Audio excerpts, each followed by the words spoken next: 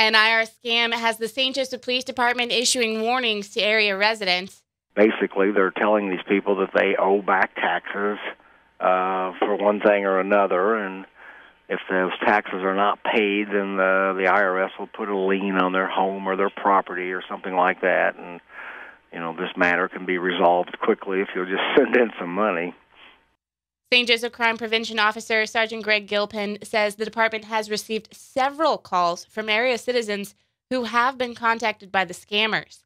You just have no idea where these calls are coming from. I mean, it could be right here in town, or it could be clear across the country or some other part of the world. That's just the way it works, and you just have to be very leery and just don't even deal with them. Just hang up. Our sister station, Q Country 92.7, was also contacted by the IRS scammers who left this message on the Q Country hotline. I need you, or your retained attorney of record, to return the call. The issue at hand is extremely time-sensitive. I am Officer Julie Smith from Internal Revenue Service. Don't disregard this message, and do return the call before we take any action against you. Goodbye and take care. A phone number to call back was also included. We tried to call back from a different number, and our phone call went straight to voicemail. Voicemail box of this account is full. Please try leaving a message later. Your message has been saved. You may hang up now.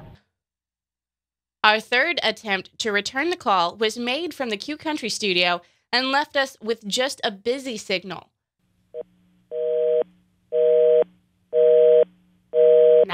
However, the scammers have already made several attempts to contact someone at that number. I just tell you to hang up the phone. Just don't even listen to their, once they start asking personal questions and stuff like that, and it to be totally out of line.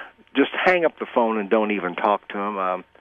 Many of these callers are very persuasive. I mean, they have a well-planned, well-written script that they've rehearsed, and they're very good. They can really sound legit, and so you need to just be cautious. But if you think it's a scam, simply hang up.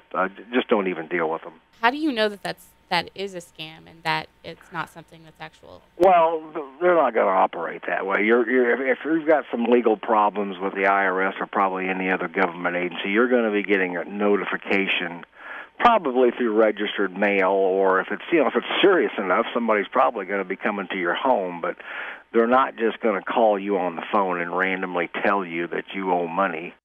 Gilpin says scams like this usually take place around tax season.